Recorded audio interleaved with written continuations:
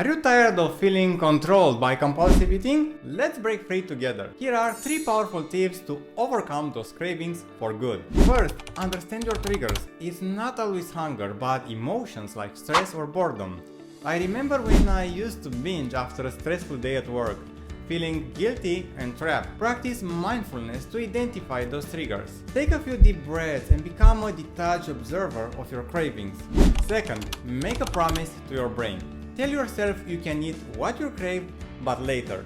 Right now, choose healthier options. Whip up a delicious smoothie like a banana date blend. In most cases, you'll win the day because our brains respond better to delay than to complete denial. Third, stay hydrated with juicy fruits. A clogged lymphatic system is associated with emotional imbalances, and fruits help cleanse it.